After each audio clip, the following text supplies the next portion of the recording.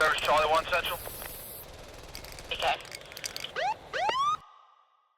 Man, what a game Saints Row 2 is. Ever since my friend Kenneth back in 2011 showed me this masterpiece, it became one of my favorite games of all time to this day. Saints Row 2 gotta be top 1 best open world crime games I have ever played in my life. I put this shit over most, if not all, the Grand Theft Auto games. Now, that may sound blasphemous to some, but hopefully I'm able to prove to you how Saints Row 2 set the bar for open world crime games.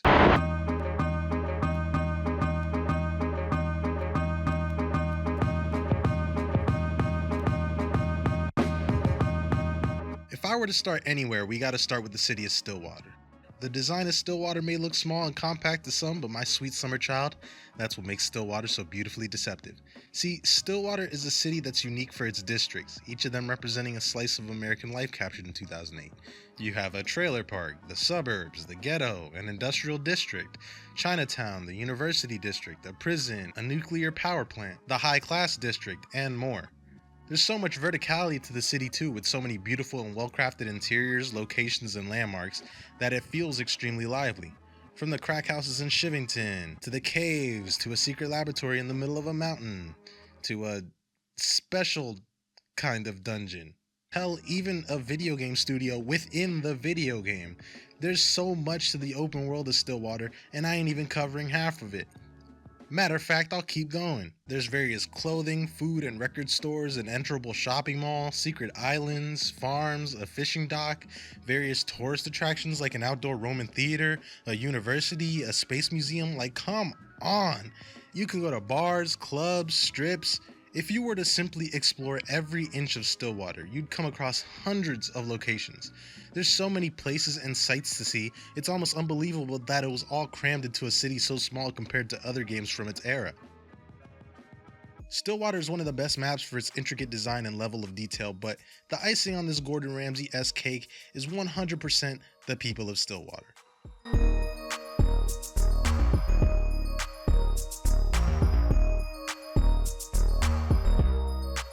Sleep gang. There are many walks of life in Stillwater, from your bums, pimps, and hookers to your more refined upperclassmen in suit and tie, to the undesirables like goths, punks, and people in between like your average Joes and soccer moms.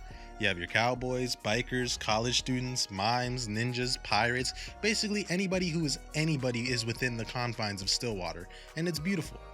There is so much diversity and variety in these NPCs that I don't even think I've seen them all. They even have various action nodes, from doing laundry, power walking, roller skating, and skateboarding, doing construction, meditating, cheerleading, smoking, drinking, fishing, hanging around a barrel fire, protesting, gambling, playing piano, dancing, taking pictures, fire breathing, juggling, playing guitar, cuddling on a fucking bench. She doesn't really think you should. That shit is cute as fuck, and it's all thanks to the life system that Volition created to breathe life into Stillwater. It's kinda sad that all that work put into this system was washed away when the source code got lost. The life system never made it into other titles in the series and was never replicated or duplicated to my knowledge. Anyways, Stillwater is a fantastic map, and the peds are just as amazing, but what the heck is the point of an open world if you can't do anything with it? Nothing. But unlike the Saints Row Reboot, there's a bunch of stuff you can do in this game. Before we get into the meat and potatoes of activities, let's talk about Diversions first.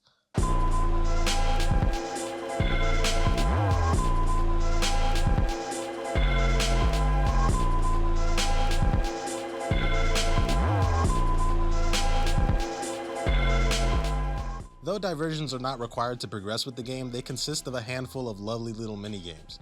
You can commit public indecency, get busy with a stranger with hoeing, you could be a taxi driver, you could be a medic saving people's lives, you could be a firefighter, you could tow trucks, you can base jump, you can get into gang warfare, you could do handstands on moving cars, you could play a video game inside the video game developed by the studio who has their studio in the video game, you can buy stores to increase your cash in the background and own some territory, collect CDs to unlock more music tracks at on-track record stores, do stunt jumps, tag walls, rob stores, take hostages if you rob a vehicle, wall another NPCs in the passenger seat. There's even combat tricks that you can pull by literally doing anything from headshots, gang kills, nut shots, running over people. You could basically breathe and you'd get those little stars in the corner. It's insane. Though they aren't necessary to an open world crime game, Volition adding them in simply for the sake of fun while also rewarding the player a little bit, is a pretty cool touch. So if you're ever bored in Saints Row 2, even though I could never possibly understand how you would be, there's a bunch of smaller diversions you can do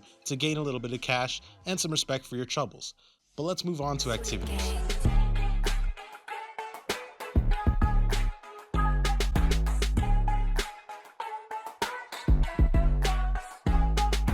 Saints Row 2 has some of the best and most enjoyable activities of the series, but the sad part about that fact is that no game in the series before or after has been able to properly match their fun factor all around. Saints Row 4 is probably the only game in the series that could really compete due to the effects superpowers had on the base gameplay, but that's pretty much it. My personal favorites are Crowd Control, Septic Avenger, Fuzz, Mayhem, and Street Racing, but that doesn't mean the rest are bad. Activities like Escort and Snatch are ridiculously fun and hilariously comedic. Trailblazing is also a good time. Chop Shop and Hitman are far better in this game than they were in the first, and the only activities I could honestly live without is Heli Assault and Trafficking. They aren't bad, but I don't really go out of my way to play them unless if I need respect. But everything else is great. If I were to make a tier list, this is what it would look like. Every activity in Saints Row 2 has 6 levels of difficulty, making it somewhat of a chore if you're doing them in succession, but you can quit and come back to any activity at any time. And once you've completed one, you get amazing rewards like unlimited sprint or ammo, reduced notoriety, homies, etc. It is a challenging and rewarding experience to go through 6 levels of a fun activity and get properly awarded with cash, respect, and a bonus along with it. But if activities, the open world, and diversions were not enough, there's still stuff you can do. Remember video game cheats? Remember how cool they were? Yeah, well, they're in this game. From spawning vehicles and weapons to turning pedestrians rabid, there's an overabundance of cheats in this game.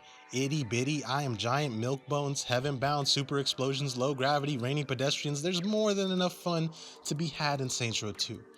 There are a lot of collectibles to discover too, with the aforementioned stun jumps along with tagging and CDs, but there's also a bunch of Easter eggs, secret islands, and various hidden locations. You can play this game several times over and always find something new.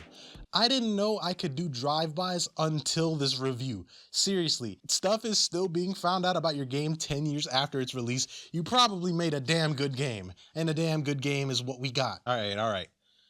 Enough with the gushing over the cool stuff, at least for now. How is the actual gameplay? Gameplay, several years later, is still pretty solid. There's no perk or upgrade system, there's no degenerate skill trees, there's just running and gunning, and that's all Saints Row ever needed to be.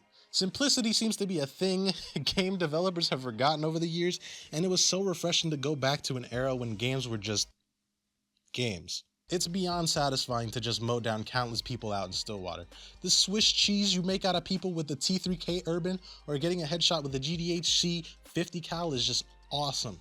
The gameplay is simple, it does what it needs to do, and it does it well.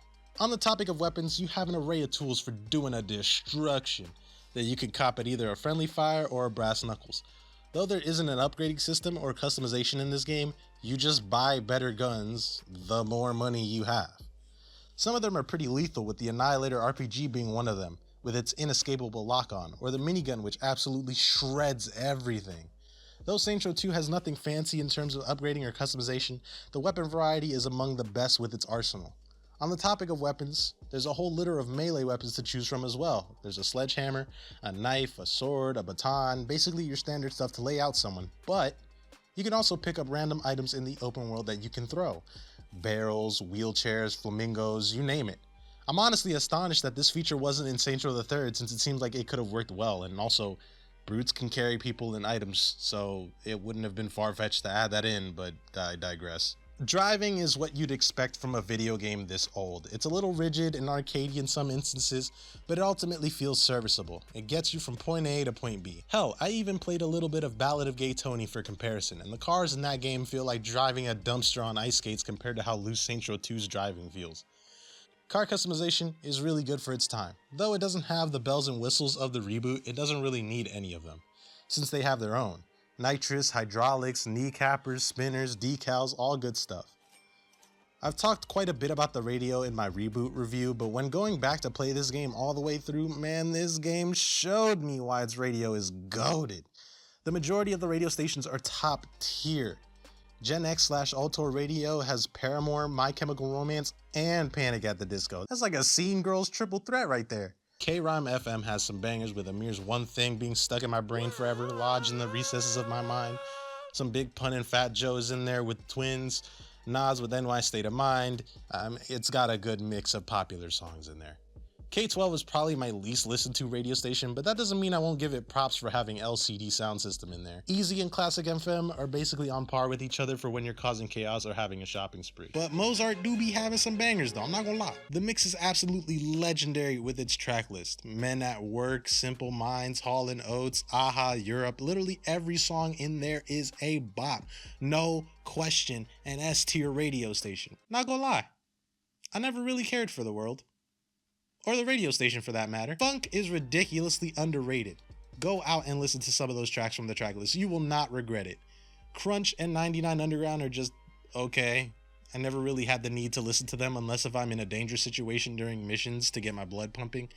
That's basically what I use the majority of rock stations for in crime games. Because most times they don't really have a soundtrack for that type of shit. So, you know, just turn on your rock radio station as you're driving away from the cops. If I were to make a tier list, it'd look like this.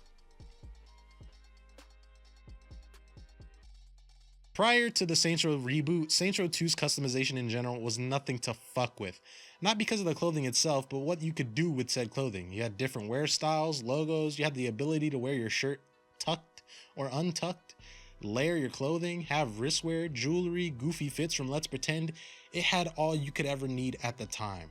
And the same could be said for your character. Character customization was the best it ever was in 2008, and no other game at the time was really doing it outside of Volition. Outside of sliders, you could change your walk cycle, taunts, compliments, fighting styles. You had multiple colors for your hair, makeup, facial expressions, and yes, though there were omittances like sex appeal, color history, or amazing additions like My Steelport, the customization is still very strong in Saints Row 2 to this day. You know what I just noticed about Saints Row 2 is that all the cool features never made it over or have returned in future games. Take crib customization for example. Saints Row 2 was the only game to have that, and it never returned since. Saints Row Reboot doesn't count. You collect shit and put it in a designated area. I wouldn't call that customizing your crib, I'd call that a cop-out. Crib customization was dope though, even if you were limited to what you could do. You can mix and match between different styles, making it fit more in line with you as a player. I could understand why it became less of a necessity over the years, but it still was an amazing feature that was gone as soon as it came in. Along with the abundance of cribs you had in game, you had quite a lovely set of combinations that you could have with your cribs across Stillwater, and I always thought that was pretty cool. But before I even touch on the story, we gotta talk about co-op and multiplayer. Co-op is pretty much the campaign with a friend. Outside of some slight tweaks to missions to accommodate a second player, there really isn't much beyond that. As for multiplayer, it comes in 3 particular flavors: Free-for-all, Team Deathmatch, and Strong Arm. Now, I got to play all 3 of these for a brief moment on livestream, and I gotta say, it was really fun. Even if it was against 1 to 2 other players. Shout out to Saint and Mr. Waifu Taker for helping me out. Very good gentlemen. Though I wish we had a bigger pool of players to play with, what I experienced is more than enough for this video. Ladies and gentlemen, it's time to talk about the story.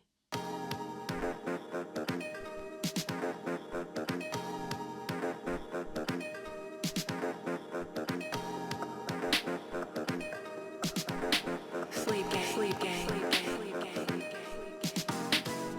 Since the campaign of Saints Row 2 isn't really linear depending on how you choose to play it, I will separate the campaign into 8 parts: backstory and prologue, Samedi, Ronin, Brotherhood, Ultor, Revelations, DLC, and then my closing thoughts on the game in general. After the rise of the Saints in the first game, you are second in command of the Saints, right behind your leader Julius Little. All is going well until Julius gets grabbed up by the police. The chief of the Stillwater PD, Chief Monroe, has you pull a few political assassinations to ensure Alderman Hughes, another candidate running for mayor, his position for mayor on Stillwater. In an attempt to kill you, Alderman Hughes invites you onto his yacht, a few words are exchanged, and then have a party to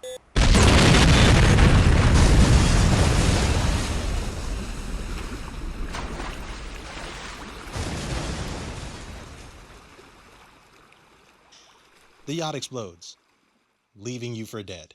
Or so the citizens of Stillwater thought. It was revealed that Julius turned your back on you to complete his mission to stop gang violence in the city. According to the back of Saints Row 2's box, 5 years since the closing moments of Saints Row have passed. You, the player, have been in a coma, kept alive by your former crewmate turned police chief, Troy Bradshaw. Immediately after waking up, you meet your soon-to-be recruit, Carlos Mendoza, inside a Stillwater penitentiary. With a plan to escape, you and Carlos break out of prison and set sail for a new and improved Stillwater. That's the road? It is now. Jesus, when did this happen? When Ultor got involved. The clothing company? After Hughes was killed in that bombing of yours, Ultor picked up the pieces. Now they're everywhere. On TV, on billboards, in stores.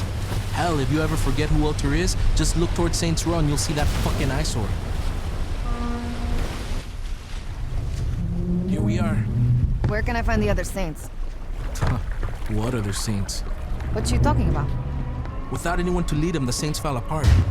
Once the Brotherhood, Ronin, and Samedi showed up, the few that were left dropped their flags before they got killed. Well, that's fucking great. Look, I know you didn't ask for it, but my advice is to just keep your head down. The cops are looking for you and a lot's changed. I say you just go buy a beer and soak up as much information as you can. Thanks, Carlos. Around the same time of your recent prison break, you head to your local strip club, TNA, to discover the news that Johnny Gat will be having a court case to determine whether he'll be sent to death row. As you rush over to the trial, you break down the door and come face to face with your old friend Johnny. Shit. About time your burnt ass woke up. You okay, Johnny? Yeah, aside from almost getting sent to the chair, I'm fucking great. You alongside Johnny escape the courthouse and Gat gets you caught up to speed on what happened during the last 5 years. Thanks for busting me out. Ish would have killed me if I got executed. Troy's the chief of police? Yo, you better start getting with the times. Julius is missing. Ben King wrote an autobiography. Dex is a... You know, don't even get me started with Dex. But the real kicker is Troy. After finding a new hideout and clearing it out, you resurrect the Saints by recruiting new blood into the fold with your 3 new lieutenants. Shaundi, who you tasked with the Sons of Samedi. It's gotta be them. Fuck you say? It's cool. I got this. Pierce, who you tasked with taking down the Ronin. Done. And finally, Carlos, who's tasked with taking down the Brotherhood. The Brotherhood, I'm on it. Alright. Once we're done here, talk to one of these guys. They'll have something for you to do. It's our time now. Let's get this shit started. Since the campaign splits into 3 to 4 story arcs, I feel the most appropriate one to start with is the Sons of Samedi. Because in all honesty, they're the weakest of the 3 gangs in terms of their arc. The Samedi don't really have much going on for them outside of Mr. Sunshine being the highlight of the gang as an enforcer, but we'll double back to that later on. Shaundi comes to us with a plan for cornering the Samedi's drug market. Sold to the students of Stillwater University is the drug Loadust, which is one of the Samedi's top products. Shaundi states that The point is that this shit is all over campus. I mean, frats are buying it by the pound. If we get enough of the stuff, we might find out how to make it ourselves. And then we sell it for cheaper and steal their market. Exactly. So away we go to do exactly that. We head to the university, kill a couple of Samedi dealers, chase down the last buyer, and obtain ourselves some Loadust. After that, we're introduced to our main antagonists in the Sons of Samedi. The General, who is the leader, Mr. Sunshine, the enforcer, and Veteran Child, a triple platinum DJ who's really just a non-factor amongst the others outside of being a distributor of drugs, and the radio host of Gen X. This is Veteran Child. What you want to hear next on Gen X? Misery Business by Paramore. Shaundi? Is that you? Can you just play the damn song? You're asking me to do you a favor? I'm asking you to do your job. God, you're such a bitch, Shaundi. But it's a good song, so fine. We meet up with Shaundi, who informs us that even though she couldn't work out the Loadust formula, she does know this person who can. Science is hard. Anyway, like I was saying, I can't work it out, but I know someone who can. Who? It's a woman I met in prison. She knows more about this shit than I ever will. There's only one... What's the problem? She's still in prison. Great. Don't worry about it. I know how you're gonna break in. Samson, get over here. I'm telling you this, Samson, a character you did work for in Saints Row 1, hands you a bomb with a timer. You take the boat to rush over to the prison and plant the bomb in the prison's power generator. Planting the bomb in the generator and having it explode causes the whole prison to have a riot to take place, which allows you to nab our special chemist, Laura. What are you doing here? What you standing around for? Let's get out of here. Who's also a side character from the first game. Wow! It's almost like the game cared about and respected its characters and lore, which in turn makes the city feel more alive. Now, how about that? Sometime later, Laura comes to visit us to provide the recipe for the Loadust to Shaundi. That stuff is very sophisticated. I won't bore you with all the details like acetone and trichloroethane, but there is definitely some very good pot in there. As long as we can make the shit, it could have embalming fluid in it for all I care. Making it won't be a problem. I'll give the recipe to Shaundi. Now all we gotta do is stop those fuckers from producing anymore. Well, seeing as they're turning out so much product, they'd need a... Oh my god, I'm an idiot. What's up? In college, I dated this guy who would sell for the Suns, and he mentioned that they used to grow all their shit on a farm off campus. And this is coming up for the first time. Why? I forgot. You're right. You are an idiot. Hey! After we burn down the farm and destroy the Samedi's product, at an on-track record store elsewhere, the General and Mr. Sunshine meet with Veteran Child and ask him how the Saints found out about the farm. Perhaps they did not understand you.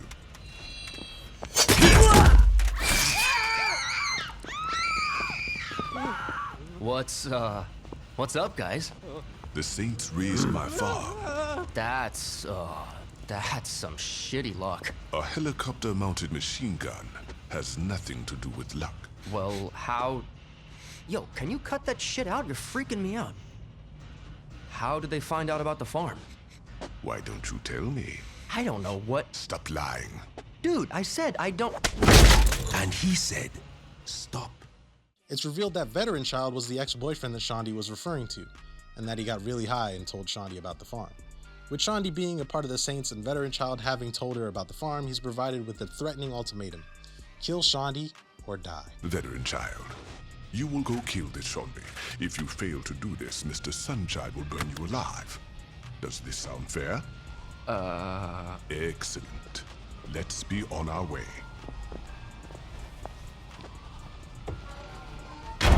Obviously not wanting to be burned alive, Veteran Child kidnaps Shaundi and is tailed by the boss to a nightclub. The boss kills Veteran Child and saves Shaundi. After that point, Shaundi really steps it up as a character in my opinion. Though not being the most physically intimidating individual on the Saints, she becomes one of the boys through intellect and strategy, which I really like. It gives her agency with her character. She's a fun, loving, free spirit, but she can get shit done if need be. She's not just strong, independent woman who don't need no man, you know what I'm saying? Like she has a character, and that's why people love her. That's why I love her. She's mine and no one else can have her. She may be a hoe, but she can be my housewife. Anyways, we basically destroy the Sons of Samedi's drugs, corner the market, get high along the way, and now we've come face to face with Mr. Sunshine. After multiple failings as punishment, the General takes one of Sunshine's ears, and Sunshine says, "Alright, I'ma have these bums go sicko mode for the Loa real quick." Oh my god. God damn it. Had to take a phone call. Sunshine says, "Alright, I'ma have these bums go sicko mode for the Loa." And after interrogating one of the dope heads, the boss finds out Sunshine is hiding out in a meatpacking plant. And the boss claps Sunshine. Or so we thought. This man had a whole 2 extra lives in his back pocket like he was Scott Pilgrim or something. Then we braveheart his ass and send him to the gulags. Before we discuss Before we even discuss the General, I gotta talk about a mission titled Assault on Precinct 31. This mission, man, this mission ain't shit, bruh. So let me explain this shit. First, we grab a van to don disguises. Easy. Then we head into the police station to hack it. Cool. Kill a few cops? No problem. The hard part is escaping that bitch with your life. Keep in mind, I was playing on hardcore, bruh. This shit was crazy. You don't know how many times I tried and failed this mission, bruh. It won't even restart you after you kill the cops. You start all the way back from the outside. With Shaundi being slow as molasses hacking and the tornado stalking you from outside, you are destined to die a lot. The suggested method of escape is the helicopter, but don't even bother with that shit. Don't even bother. Don't even bother. Especially on hardcore. You are gonna need the strength of God and the will of Jesus on your side if you plan to escape by helicopter. The best method of escaping without me needing to advertise a Keep sponsorship in this video to assist regrowing your hair after you tear it out is to grab a bear by getting to max notoriety, waiting for a bear to spawn, getting in that bitch, hit forgive and forget along the way, and try to juke the cops until you make the mission, all right? Until you complete that bitch. That's the best strat that Mr. Waifu Taker suggested, and it prevented a mental breakdown, let me tell you. After all that pain and suffering, we still have one more loose end to tie up, the General. Now, before I get into this, I want to talk about why I think the Sons of Samedi are the weakest of the gangs. They're kind of boring. Outside of kidnapping Shondi and killing Sunshine, there's no real high points beyond that. The general doesn't even come after the Saints after Sunshine dies. He just rides in his limo all day, gets grounded inside the mall, and then gets blown up. That's it. That's it, huh? Seeing as we stole their drugs, cornered the lower dust market, took their territory, and killed their leader, I'm pretty sure the sons of Samedi are fucked. So, how'd I do? Well, he's dead and you're not, so I'd say pretty goddamn good. So you think I could take Gat? Not on your fucking life. What about Pierce? Probably not. Veteran child? Seeing as he's dead, I'm pretty sure you'd kick his ass. You're an asshole.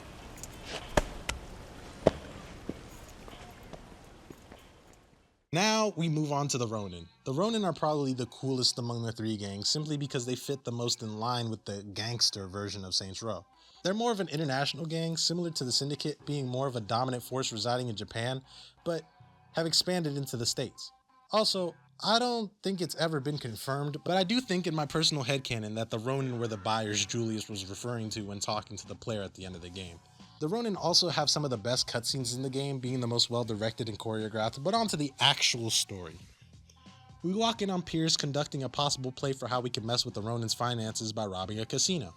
I love that this explanation is similar to the bank heist in San Andreas, having CJ sneak in and having the lights get cut out. It's both a good friendly poke at Rockstar and works as a solid game design joke, even without the context. Gat interjects and says, "During the blackout, though." Hold up, man. I mean, I love the dream house you built here and everything. But what if we just start here, walk into the casino, and just shoot all the motherfuckers that are between us and the money? Well, you know, as it would be a lot quicker and a lot more fun, we set out to do exactly that. We go in, rob the casino, grab up all the money, and take it to Aisha's house. Then we watch the news to showcase that the Saints are back in action. Meanwhile, we get introduced to two of the three leaders of the Ronin. Shogo Okuji, leader of the US sector of the Ronin, and bratty underling Akazu Okuji, the father of the true leader of the Ronin as a whole, along with Junichi, Shogo's enforcer. Shogo is showcased as this bratty kid who thinks he can do anything while running a gang.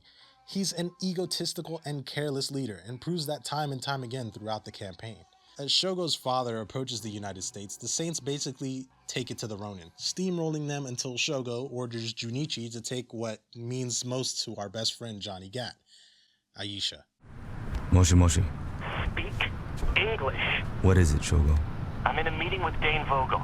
He wants assurances that the Saints... Don't worry, I'll take care of it. Like always. Coming home from taking out more Ronin, we see that Aisha is captured, tied, and bound to a chair, held at sword point. Aisha talks to Junichi. You're gonna kill me, aren't you? If you're calm, help us find the money, and do what I say. I give you my word you will live. As Gat notices the door, he realizes something is wrong. Ish, you home?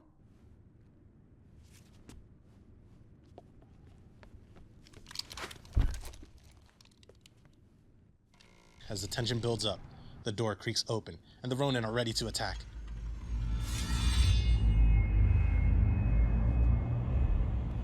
Johnny, it's a...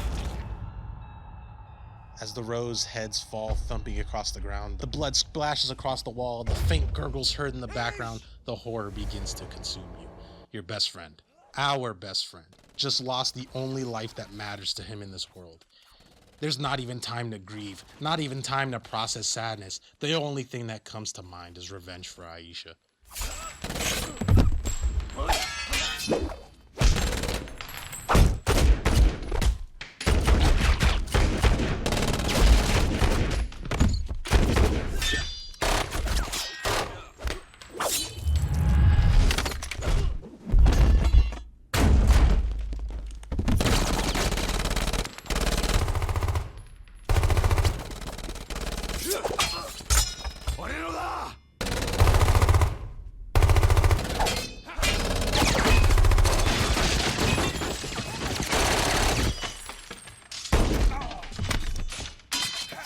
Get out of the way!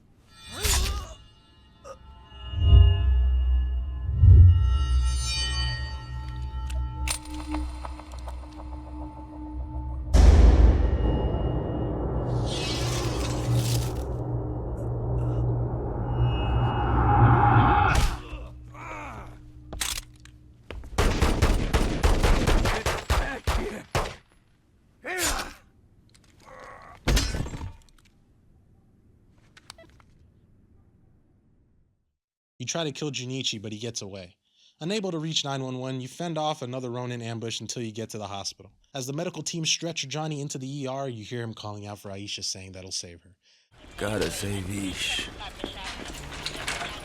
Nigga, this shit is fucking cinema, bruh. I know I'm whiplashing y'all with this funny bit, but for real, like, this scene is the drama, the tension. This shit is good. Like, deadass, if this was a film, it would be goated. While Gat is laid out, the boss orders Pierce to find out when Akuji is coming to America. Pierce, listen up. Johnny got laid out by one of the Ronin. That mean I get a promotion? Don't get too excited, asshole. Gat'll be back up in no time. Yo, that came out wrong. Just shut up and listen. Gat was looking into a Japanese crime boss called Akuji. This guy's coming into town soon, and I want to know when. Got it. Don't fuck this up, Pierce. I'm not in a good mood. After gathering the passenger manifest, you head to the airport to potentially cut off the biggest head of the Hydra. Akuji bought every first-class seat on the plane. Looks like he's traveling with friends. That'll make killing him a lot more interesting. Well, if you want to welcome him to America, you better hurry. His plane's gonna land soon. Junichi catches wind of this and assists Kazuo Okuji off the plane. During the escape, more and more friction is coming in between the leaders of the Ronin. Kazuo thinks his son can't run a gang, Junichi takes his side, so Shogo lays out the master plan of telling the Saints where to get revenge on Junichi. He will be at Kanto tonight. This is our chance for revenge. Our chance? Who the fuck are you? Where you going? I'm taking out the son of a bitch that killed Aisha. So you head into Kanto, and one of the coolest and most unique missions takes place in Saints Row history. Kanto Connection. Bruh, you walk in, but with a sword and have a duel. I thought though it took a few tries because you could get stun locked into a bunch of hip tosses and arm drags if you're close to a wall. You slice and dice Junichi, and then you grab a bit of sushi for the road. As Kazuo catches wind of the loss of Junichi, he basically pushes his son away, which forces Shogo to attempt to gain even more of his father's approval, by attempting to kill the Saints at Aisha's funeral. Eternal resurrected, Lord. May perpetual light shine on her. May her soul and the souls of all the faithful departed rest in peace. You two have humiliated my family for the last time! Leave, little boy. Look at me when I'm talking to you! Fuck off, Akuji. I'm not killing anyone at Ishi's funeral. Tonight, tomorrow, you name a time and I will gladly fuck you up. But not now. How noble. Nobility is sorely overrated. An all-out war ensues as you fight the Ronin alongside Gat. Shogo attempts to retreat from the situation, but you flag him down. And then this scene happens. Where are you taking me? Let me go!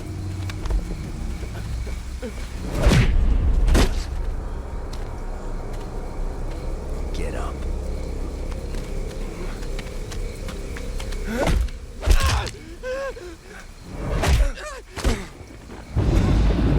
Get up.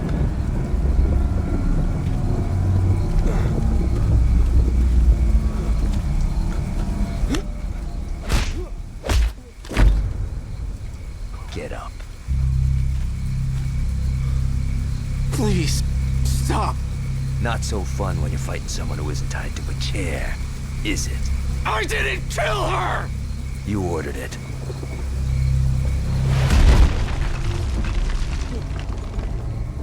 I'm sorry. Well, that brings her back, doesn't it? You couldn't even let her have a burial, you fucking piece of shit.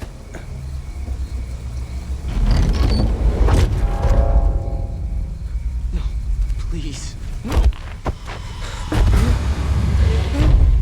Kill me! But don't do this!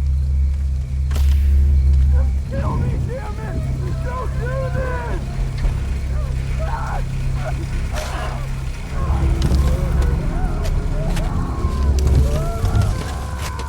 You know, realizing it now as an adult, the Saints were smart to not have Aisha in that coffin. They had the foresight to realize that the Ronin would attack Aisha's funeral. That shit's pretty smart. After burying Shogo alive, you shift your aim to Kazuo Okuji, but before doing so, you come across an old friend.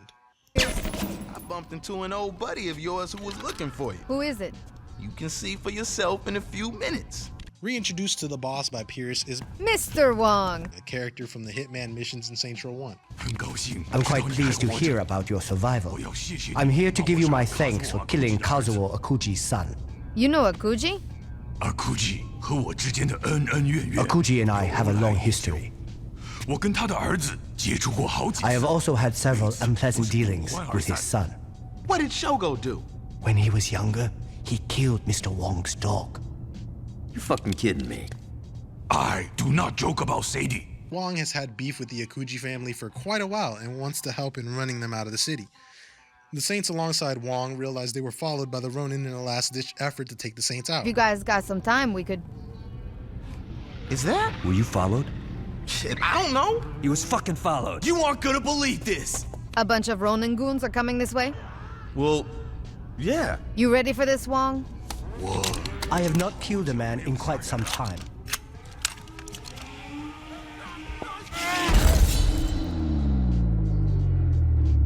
As you fend off the Ronin and make Mr. Akuji retreat, Akuji intends on finishing off the Saints along with Wong at the local festival.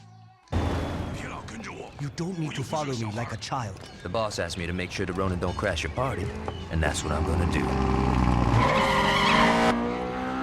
Wong, get out of here.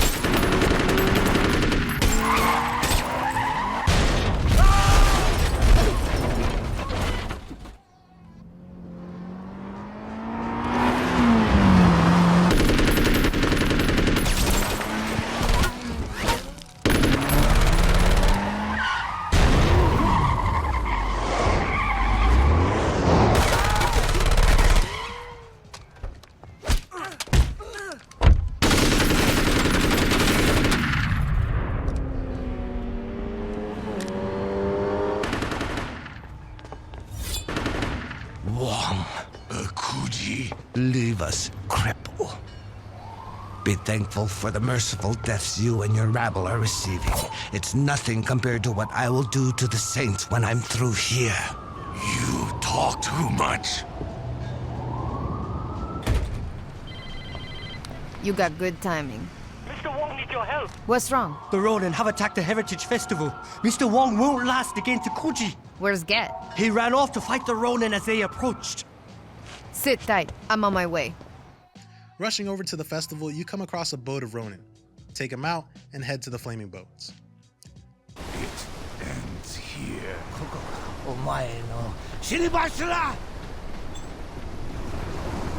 You're gonna die here, Kazuo. I promise you that. As Akuji defeats Wong, you take on Akuji. Now, you could play it normally, or you can have 1,000 IQ and have Akuji burn to death for the easy W.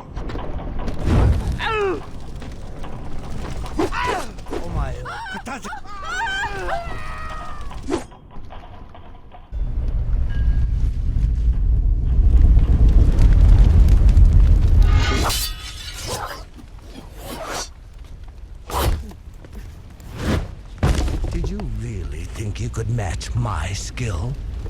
No. I'm gonna cheat. Finish it.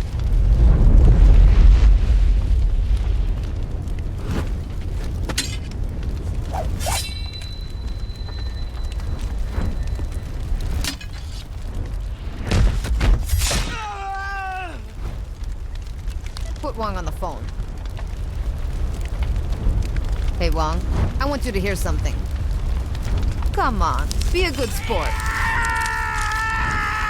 You hear that, Wong? You're welcome.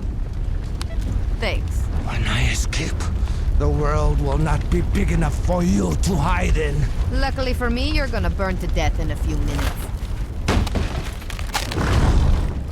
Your son never should have fucked with my friends.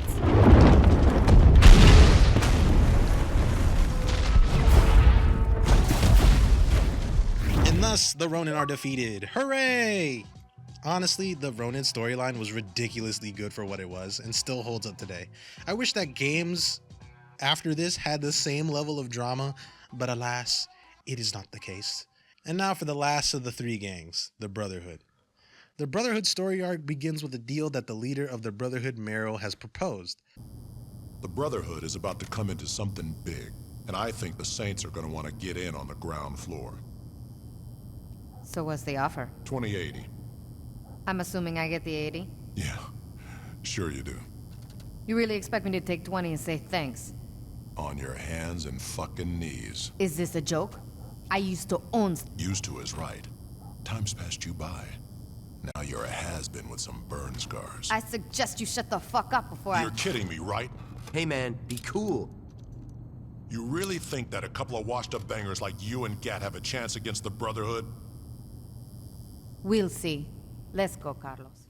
Obviously, in typical lowballing fashion, the 2080 deal falls through and causes friction between both the Saints and the Brotherhood right off the bat.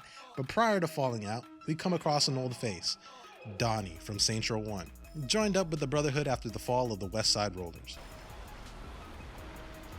Lynn, I miss you. That's sweet, Donnie. I missed you too. Oh, shit. You haven't seen me since your boss shot and stuffed me in the trunk of a car, and the best you can give me is oh shit? You're supposed to be dead. That'll work. Now walk to the car. We later meet up with Donnie during the anniversary of Lynn's death and employ him for his services of rigging and blowing up various Brotherhood vehicles to show that the Saints aren't fucking around. After this, we meet with Carlos on the L train to see if he has any information on the Brotherhood. What do you got for me? Nothing. Are you shitting me? Listen, I tried everything I could. What was I supposed to do? Try harder. After that shit you pulled with Donnie, the Brotherhood are keeping a tight lid on what they got cooking. I've heard one guy mention a shipment, but beyond that, it looks like we're back to square one. Which is? We know they like trucks and tattoos. You were on my short list, and you giving me tattoos and trucks? And the shipment. Which you know nothing about. Carlos, I like you. I do. But you got a lot to learn about being a lieutenant. I wish I had more to give you. Believe me, so do I. But fuck it, we'll figure out something. What is it? I think I got an idea.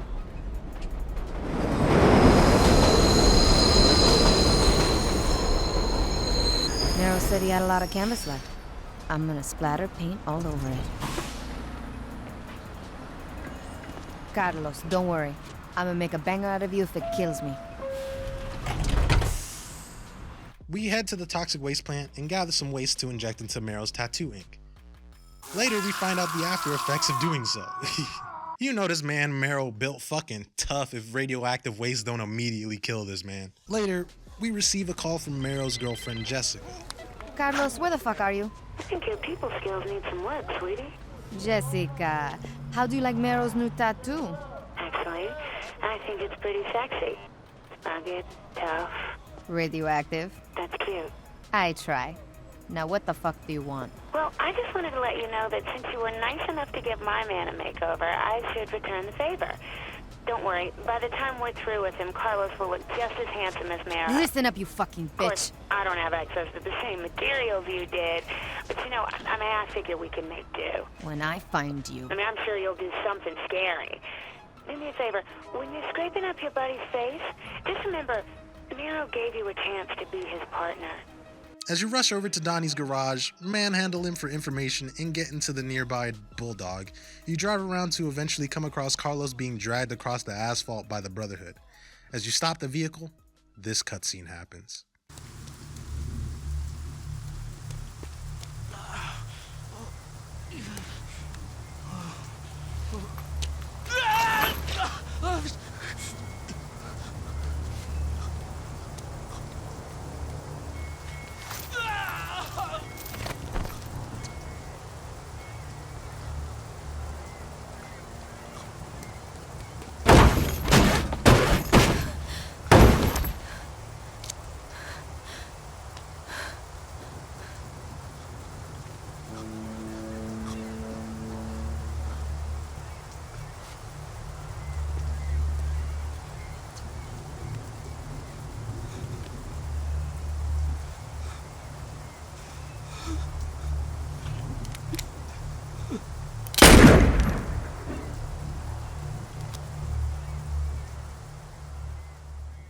This shit traumatized my brain as I was a kid when I first saw this. I spoiled myself at the time, and it made me flat out refuse to even touch the Brotherhood storyline for like a good minute. It was that fucking brutal. Now, before anyone mentions it, Yes, the boss could have probably shot the chain and called for medical help, but think about it this way. Carlos would have probably succumbed to his injuries before reaching the hospital due to the blood loss. And even if he did somehow survive, the mental trauma and forever lasting effect that it would have had on Carlos would have been devastating. So a mercy kill makes the most sense for this scene. Shut the fuck up. It also shows that the boss can face consequences for their actions. Give the boss a hit deal, they blow up your cars. Attempt to take out the Saints, get wasted to the face. Drag my friend through the streets of Stillwater, force you to kill your own girlfriend with a monster truck. Oh shit, speaking of Jessica, Shondi, in the middle of playing hacky sack, almost gets run over by Jessica as she heads toward a bank with a briefcase full of money. Jesus Christ, are you trying to get killed? Look, I'm sorry. I don't have time for this. Sorry about that, baby. I almost ended my car on a hippie chick. Hey, I'm not a hippie. Marrow, I'm fine. Look, I gotta go. I'm about to make the deposit. Sweetie, let me worry about the money. We'll have enough to cover the shipment, and once that comes in, the Saints won't have a chance in hell. Yo, Shondi, we're gonna hack or what?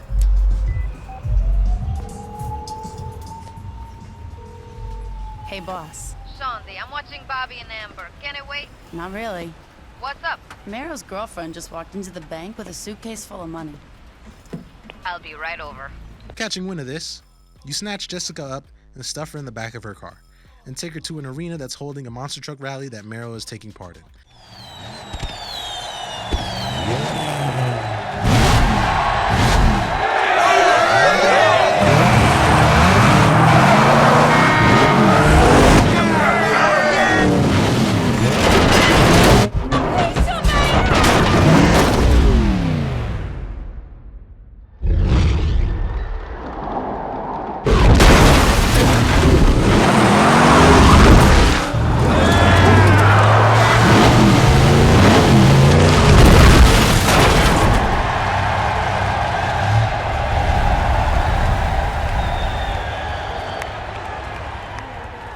Unbeknownst to Marrow, until it's too late, he crushes his girlfriend under the weight of his monster truck, gets tossed her keys, and gets emotionally devastated in the aftermath. This shit was brutal, and we're only halfway over the storyline.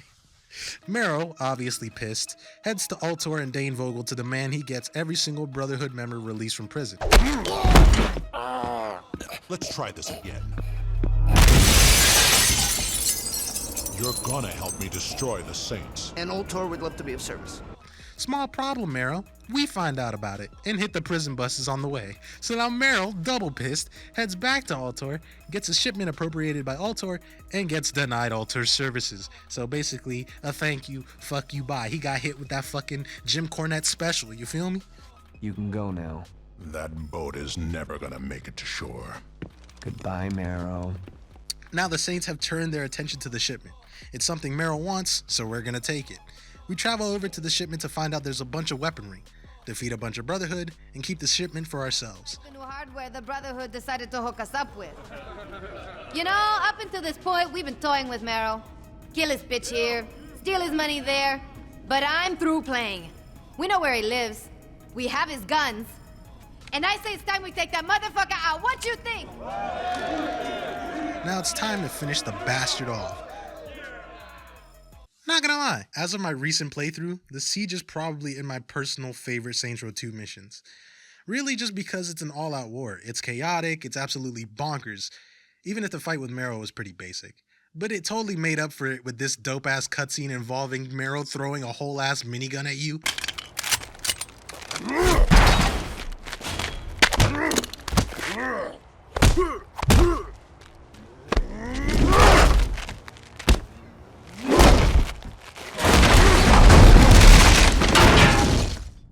The shooting stopped. You think it's over?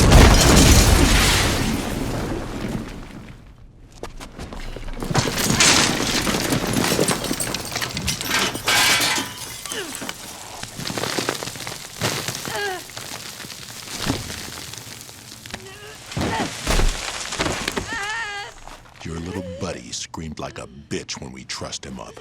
How about you, bitch? You gonna scream?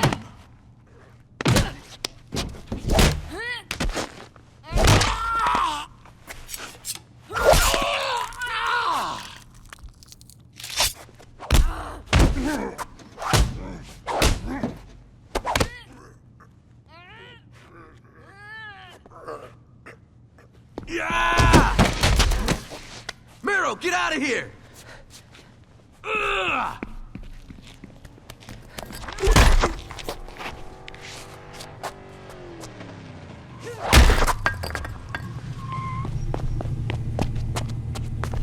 Get in, man!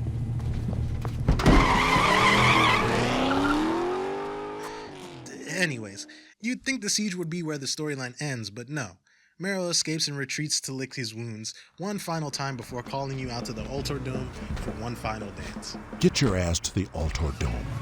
This ends now. You head to the Ultor Dome, you get surrounded by Meryl and the last of his Brotherhood members, and blast his truck to Kingdom Come.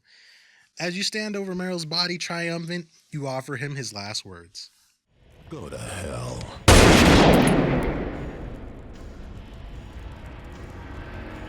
Sorry, didn't catch that. And now that we've completed all the main rival gangs, we have one final in-game hurdle to get past. Ultor. Throughout this video, I've been omitting one key component from this entire video, Ultor. Ultor used to be a clothing company, but during the 5 years you've been in a coma, Ultor has taken over the Mayor Hughes initiative and has evolved into becoming a gigantic conglomerate. Basically looking to gentrify all of Stillwater by having the gangs cripple each other, then take out who's left, which would be us. Heading out to a bar, we get tailed by the Masako, the bodyguards that were previously seen in Meryl's final interaction with Dana in the Brotherhood arc. Go, go, go, go!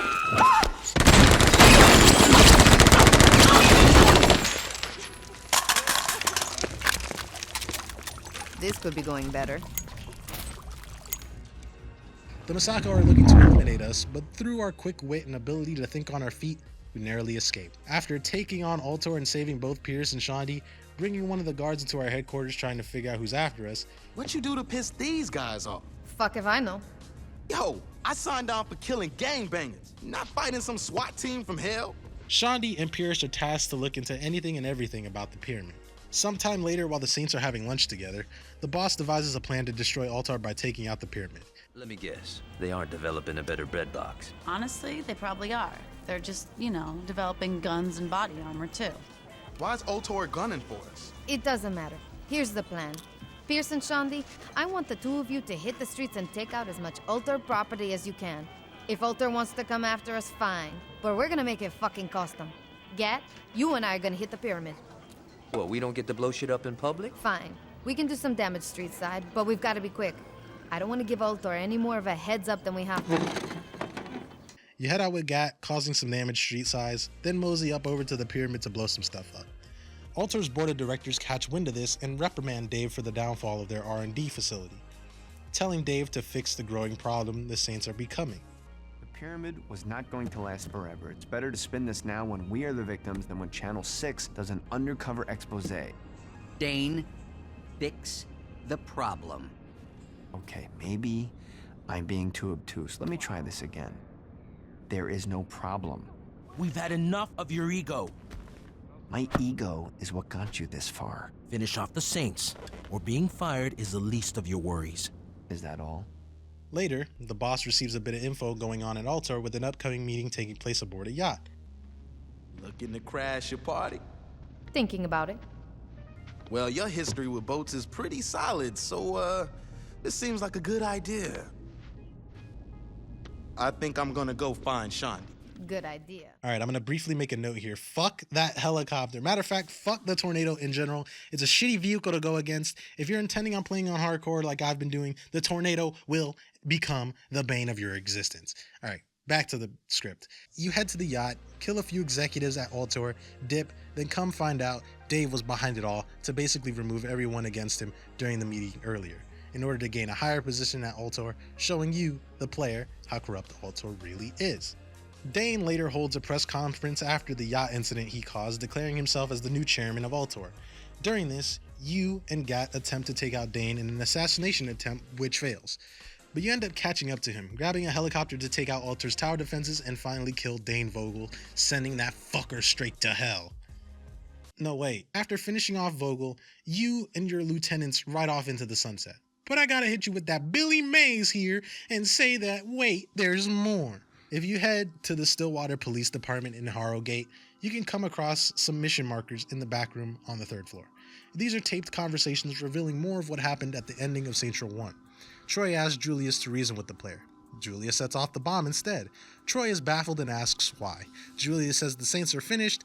Then you hear an interaction between Troy and Dex. Dex says he's out of the game and got a job at Ultor. After you hear the messages, you pick up Dex's phone number, and if you call him, he says he knows how to find Julius and that he'll be waiting for you at the old Saints church. So basically, Dex decided to attempt to kill you both. Obviously, this doesn't work, and you fight off the Misako until you reach the Roman theater. After that, this happens. Just like old times, player. Yeah. Jesus. I thought we were past this. Not by a fucking long shot. Don't you get it? The Saints didn't solve a goddamn thing. Drugs were still being pushed. Innocent people were still getting killed. All we did was turn into vice kings that wore purple. Jesus Christ, you sound like a pussy. I sound like someone who's not a sociopath. You wanna be the killer with a conscience? Fine. Drop your flags and write a book like King, but you never should have came after me. You telling me, if I would have asked you to walk away, you would have said yes? Fuck no, this is my city. Jesus. You haven't learned a goddamn thing. Wrong. I've learned that being in charge is better than being a bitch who keeps her mouth shut and does what she's told. Your time's over, old man. What's happened to you? I woke up. You owe me, player. If it wasn't for me, you would have died on that street corner. If it weren't for you, I wouldn't have been in a goddamn coma. And I guess that makes us even. Not really. Man, what a nail-biting secret ending to an already great game. If you want more of a detailed explanation on why Julius betrays you, The Professional made a fantastic video covering it. With Dex being the only remaining thread from the first game, and Ultor still being a gigantic corporation that will most likely still rule over Stillwater to gentrify it, I sure hope the DLC packs that I've downloaded will close out those questions. Well, unfortunately, the DLCs for Saints Row 2 are kind of irrelevant, considering where we ended up afterwards. But let's start with something pretty neat. The Uncut Pack. The Uncut Pack is a gigantic clothing customization and vehicle pack consisting of 65 items, and they were free. Honestly, probably the best DLC pack in the Saints Row series that isn't a story mission. There's a bunch of cool cars, clothes, hair pieces. It's a pretty cool pack, and the fact that this is free makes it way better. As for the other DLC packs, Ultor Exposed is probably the dumbest mission pack to exist in my opinion, really because it doesn't establish anything we don't already know about Ultor, and it doesn't even get mentioned in future entries. Basically, Tara Patrick, yes, that Tara Patrick, needs the Saints' assistance in exposing the crimes Ultor has committed behind the scenes, experimenting with human subjects to test nanites on. Tara, being the one who worked on the experiments herself, wants to show the work they made her do to the public. To, expose Ultor, hence the title. So we fend off Ultor, dig up the bodies, and drive to Channel 6 to have Jane Valderrama pick up the story. Realizing that the story won't fly without more evidence, we steal some chemicals as Ultor is moving them. Let me tell you, the mission that comes up has got to be one of the most unfair missions I've ever experienced in Saints Row history. You remember that shit I gave you last week, nigga? It's nothing, nigga. It's nothing. It's nothing, nigga. Nigga, it's nothing.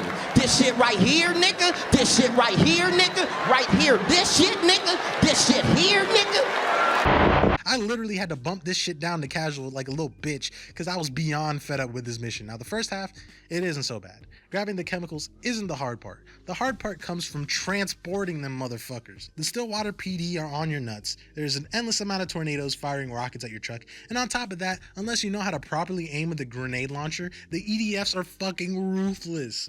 Never in my life have I been more frustrated with a law enforcement vehicle in my life. It's even worse than the tornado. I thought I had it rough with Precinct 31. I thought Reunion Tour was annoying, but never in my life have I been angered more than with Burden of Proof. Anyways, after all that garbage, you and Tara gather enough evidence to hopefully make some waves in the news. All Jane Valderrama wants now is an interview. After heading to Mount Claflin, you fend off some more goons, take down some copters, and ultimately get a cliffhanger ending that goes nowhere. That seems to be the running theme with Saints Row's DLC campaigns. But now we're at the finale. This long-ass video's conclusion. Corporate warfare. Eric Griffin, the head of special projects at Ultor, is requesting protection after uncovering the fact that Dex is intending to sell nuclear waste to third world countries to I don't know, get hookers and cocaine, I guess. So we basically protect Griffin from the Masako, intercept Dex's activities to move nuclear waste, and then, since he realizes we're tailing him, he gets away, leaving us with an inconclusive ending to the Dex saga. No, Money Shot doesn't necessarily count because it wasn't officially released, but it is debatable since Saints Row 4 and Gat Out of Hell are semi-canon.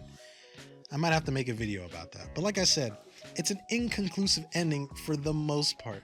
Outside of some unreleased sniper game and a shitty half-hearted form of killing Dex, there isn't really much outside of that. If you were playing Saints Row from the beginning, you can kind of see how disheartening this series becomes when it spawns several plot holes and literally erases its identity with every entry. Well, that's Saints Row 2 for you. Is it, in my personal opinion, still the greatest game I've ever played? Is it still the GOAT? The GOAT? Actually, yeah. Hard missions and shitty DLC aside, this game is still gonna be played until I'm old. The map, the world, its people, the gameplay, the lore, all of it will never get old to me. Hell, I'm pretty sure there's still a bunch of shit that I've missed in this review, so I invite you into the comment section to discuss this masterpiece of a game. As for me, I kinda wanna relax on Saints Row for a bit. Don't worry though, I'll come back to it, but I do wanna focus on other topics, like, wait a sec. Y'all hear that? I hear that beat. I'm not tripping out, am I? That shit kind of going crazy, bro.